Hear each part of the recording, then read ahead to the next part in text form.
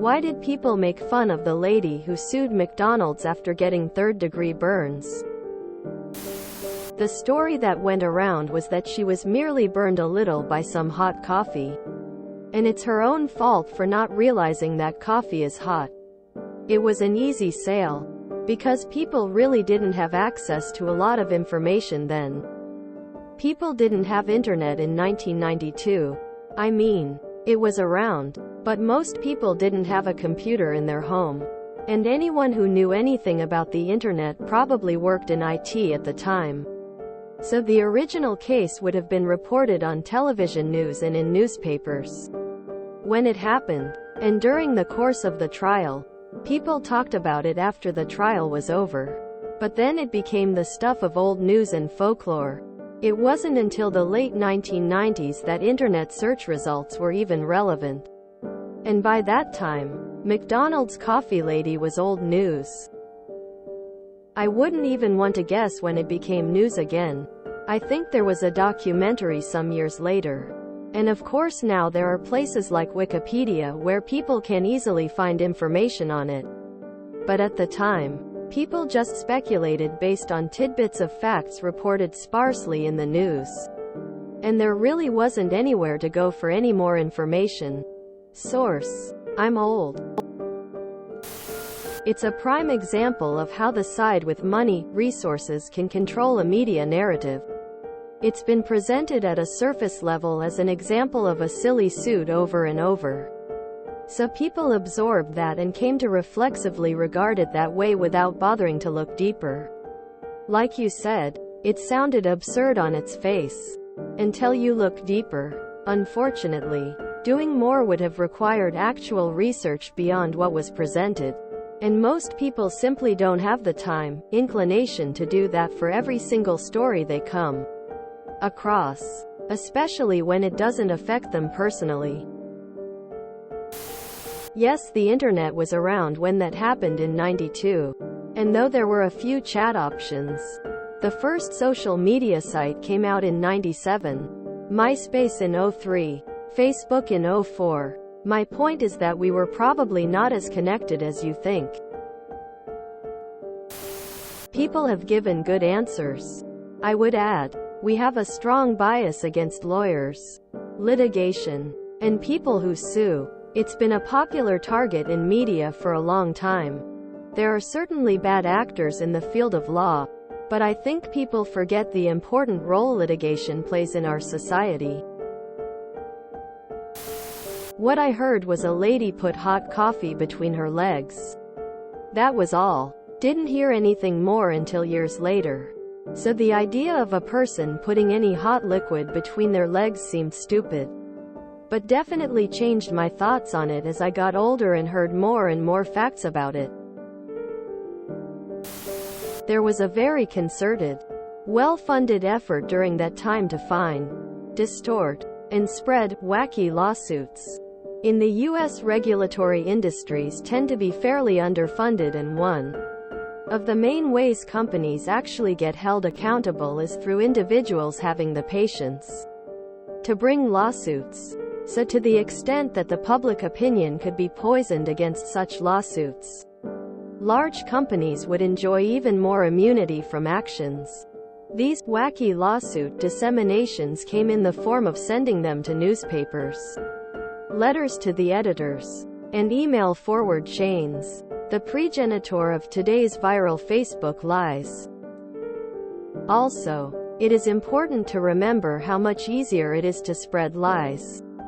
How much people like narratives that confirm their opinion, and how much people like simple narratives. So the McDonald's situation fell into that environment. The lie was simple to tell and compelling. A woman sued hot coffee on herself and sue McDonald's to get rich. Man, aren't people crazy these days? Vote for tort reform. Quote, the truth was more complicated and nuanced. Store which had previously been cited for failure to obey regulations again failed to obey regulations, resulting in grandma having to have reconstructive surgery on her genitalia. Asked only for medical bills. was repeatedly told to F off, and finally a jury decided that not only had she been endangered, had been irrevocably harmed, but had shown such callous disregard that they deserved to be punished. That is way less pithy than old lady crazy. And what grandma is going to share a story that actually shows disfigured genitalia? It is also important to remember the way stories stick if they fit into narratives. Due to the aforementioned groundwork, Person Does Crazy lawsuit was a brain path people had. It was reinforced if they came across another article. It was reinforced each time they picked up a "contents may be hot" or "don't eat, see warning" label. It is really far more recently that "Company does bad thing and gets away with it" is a well-developed narrative. These days the true story would probably have much better sticking power because people are primed with enough Tories to believe big companies tend to get away with stuff. But that wasn't really very in the zeitgeist of the 80s and 90s. Effort around that time. 1992. It happened in 1992. We did not have the information from all sides available to us at the time like we do now. I don't even recall the media even saying they were third-degree burns. They simply said she sued McDonald's after she spilled her coffee and burned her legs. They in no way conveyed the severity of it. Money-grubbing family tries to sue corporation over spilled coffee versus grandmother with third-degree burns sues corporation that refused to cover any medical costs. I remember it being underreported how grievous her wounds were. So hot it fused part of her labia to her leg, usually got people to realize how egregiously and unnecessarily hot it was. Because headlines don't tell the truth of a story. Never rely a headline for your news. You will be tricked into believing something that is just not true. Bekwase people never understood the whole story. They just heard that she put the coffee between her legs and it spilled. Because they think she was at fault and she should have known it was going to be hot. Ignoring all the problems McDonald's had during that time. When I first heard about the case, it was in 2007 when I was 6 and the lawsuit seemed ridiculous. Even to my child self. Some people never got beyond that understanding. McDonald's then put out a PR campaign to slander this poor woman and make people think she was an idiot because coffee hot. You answered your own question there, bud.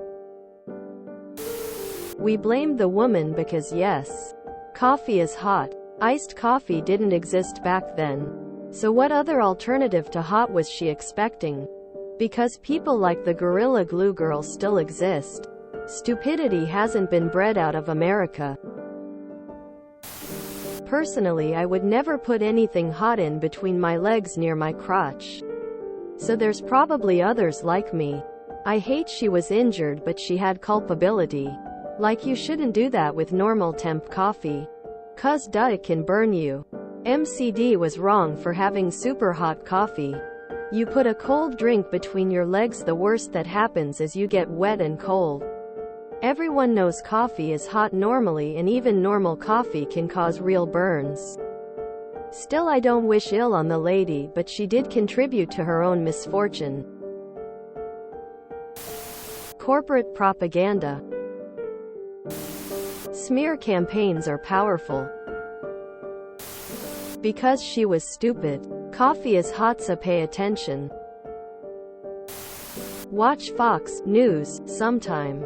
Saturation messaging works. If you enjoyed this video, please check out our playlists full of similar content. Epicaricast is like doom scrolling for your ears. Please like, share, and subscribe.